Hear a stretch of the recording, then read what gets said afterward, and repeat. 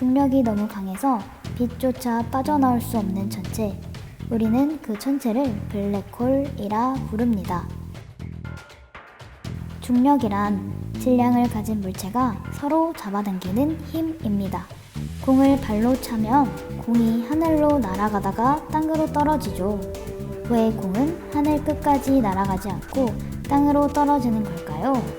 바로 지구가 공을 잡아당기고 있기 때문입니다. 공도 지구를 잡아당기고 있지만 지구가 공을 잡아당기는 힘이 훨씬 세서 공은 결국 땅에 떨어지게 됩니다. 그런데 말입니다. 블랙홀의 중력은 지구의 중력보다 훨씬 셉니다. 세상에서 제일 빠른 빛조차 블랙홀에서 빠져나올 수 없을 정도지요. 빛이 없다면 우주는 어떻게 보일까요? 이렇게 깜깜해서 아무것도 보이지 않겠죠?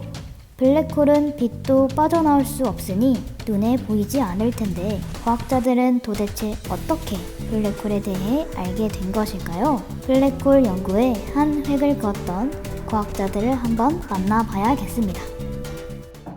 존미첼 선생님이세요? 네, 그런데요. 누구세요? 저희 부천전문과학원 그것이 알고 싶다에서 나왔습니다. 솔직히 말하면 제가 먼저죠. 1783년에 논문을 하나 썼거든요. 태양 몸무게 500배 정도 되는 별이 있다면 중력이 강할 테니까 빛 입자가 그 별로부터 빠져나오지 못할 거라는 논문이었어요. 반응이 어떠셨나요? 엄청 까였죠. 뉴턴 제자들 아시잖아요. 뉴턴 역학으로 설명 못하면 논문 제목이 너무 길어서는 아닐까요? 무슨 소리세요? 이제 그만 나가주시죠. 아, 네. 제가 상대성 이론을 발표했죠. 1915년이었나? 간단히 설명해 주실 수 있나요? 이게 나한텐 간단한데 다른 사람한텐 간단하질 않았어. 허허. 아인슈타인은 시간과 공간을 합친 시공간이라는 용어를 만들었습니다. 시공간이란 광대한 고무천과 같아서 태양처럼 큰 별이 그 위에 있다면 볼링공처럼 주변을 쑥 꺼지게 만들 거라고 주장했지요. 놀라운 건 빛 역시 그 옆을 지날 때 똑바로 가지 않고 휘어질 거라는 예측이었습니다. 이 주장을 수학적으로 표현한 것을 아인슈타인 방정식이라고 부릅니다. 그런데 말입니다.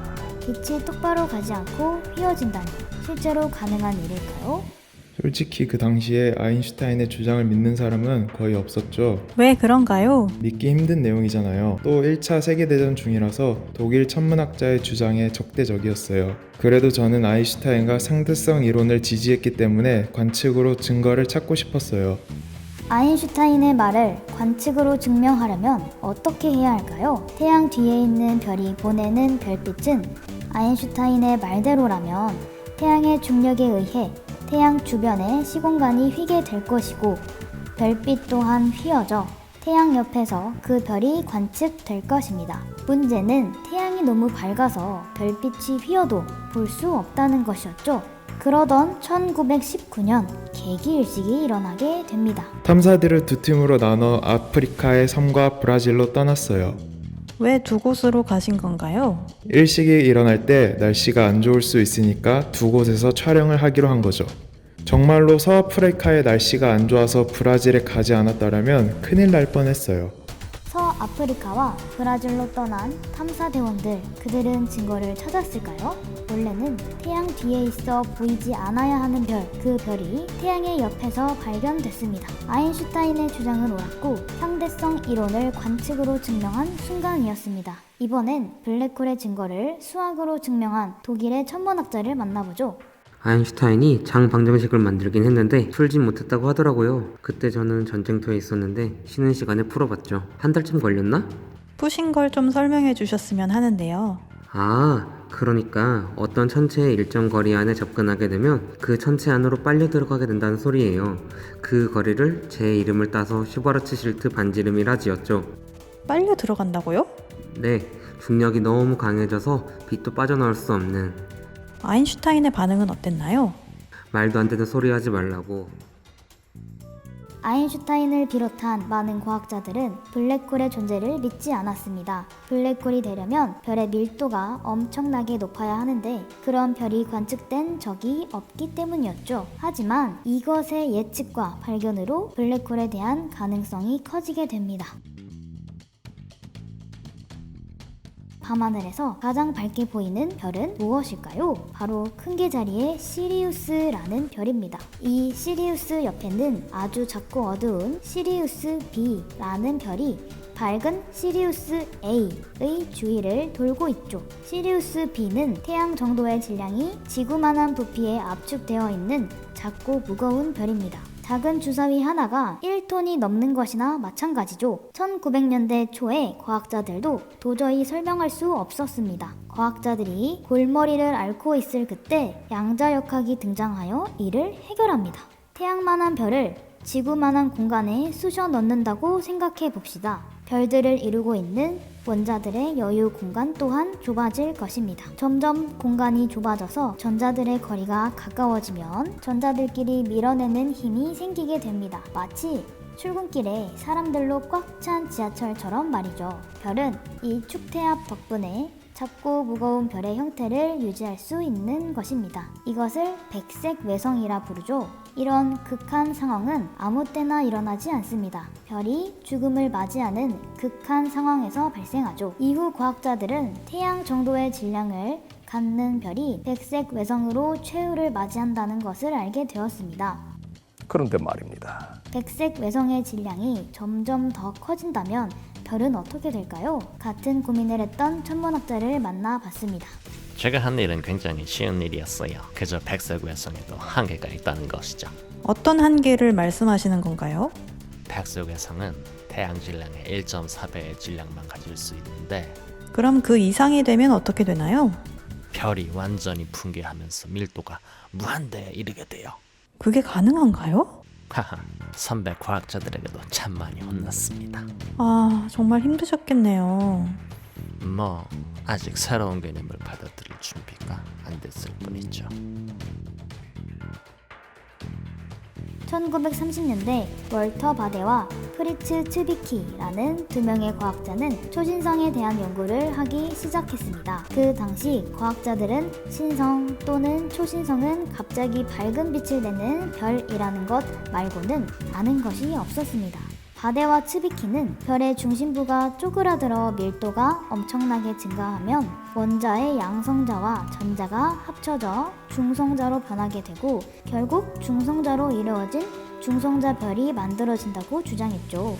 중성자 별은 백색 외성보다 더 압축된 상태로 1억 톤의 무게를 갖는 작은 주사위를 상상하면 되죠. 그리고 그들은 이 과정에서 초신성 폭발이 일어난다고 주장했습니다. 그러나 천문학에서 가장 중요한 것은 다름 아닌 관측입니다. 그런데 그 별이 등장합니다.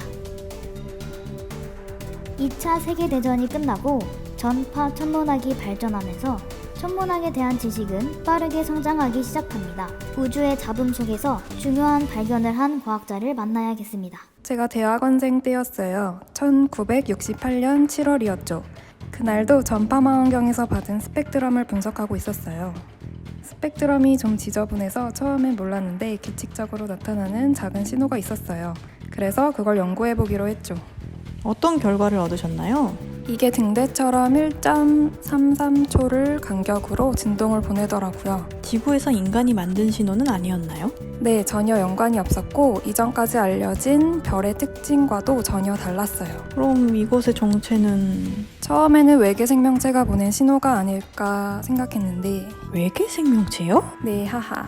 사실은 빠르게 회전하는 중성자 별이었답니다. 그 후에도 비슷한 천체가 발견되었고 심장 박동처럼 일정하게 펄스를 보낸다고 해서 펄사라는 이름을 갖게 됩니다. 월터 바데와 프리츠 츠비키가 주장한 중성자별이 사실로 증명된 것이죠. 전파 천문학의 발견은 이것이 끝이 아닙니다. 네, 제가 퀘이사를 최초로 발견한 사람입니다. 퀘이사를 발견했을 때 이야기를 듣고 싶은데요. 어느 날 특이한 스펙트럼을 가진 천체를 발견하게 됐어요. 거리를 측정해보니까 우리와 20억 광년 정도 떨어져 있더라고요. 굉장히 멀리 있네요. 그게 특이한 점인가요? 아니요, 그렇다기보다는 20억 광년이나 떨어져 있는데 관측이 될 정도면 엄청난 에너지를 뿜어내고 있다는 뜻이거든요. 방출되는 에너지의 양은 어느 정도인가요? 한 점에서 수조 개의 별이 내놓는 에너지가 쏟아지는 정도? 엄청나네요. 도대체 어떻게 그런 강력한 에너지가 나오는 거죠? 글쎄요, 하지만 이 천체가 별이 아니라 멀리 있는 은하라는 것은 알게 됐죠. 또 K사를 설명하기 위해 과학자들이 예전보다 좀 더 열린 마음을 갖게 되었다는 것도요. 그 후 몇 년간의 토론 끝에 과학자들은 퀘이사의 에너지원이 퀘이사 중심에 있는 초거대 블랙홀이라는 것에 동의하게 되었습니다. 그렇게 부정하던 블랙홀의 존재를 이제는 받아들이게 된 것이죠. 블랙홀 주위를 돌던 별이나 가스 덩어리들이 블랙홀로 빨려 들어가면서 물질 사이에 마찰이 일어나게 되고 그 과정에서 막대한 에너지가 우주 밖으로 방출된 것을 우리가 보고 있는 것이죠. 얼어붙은 별, 붕괴한 별, 빛까지 빨아들이는 지옥, 시공간의 무서운 구멍 등 정확한 이름조차 없었던 블랙홀은 천문학자 존 휠러가 1967년에 처음으로 블랙홀이란 이름을 사용하였고 공식 명칭으로 사용하게 되었습니다. 이후 관측 장비가 발전하며 블랙홀 연구는 활발해졌고 많은 천문학자들이 블랙홀 연구에 뛰어들게 되었지요. 블랙홀 연구는 순조롭게 진행되는 듯 보였습니다.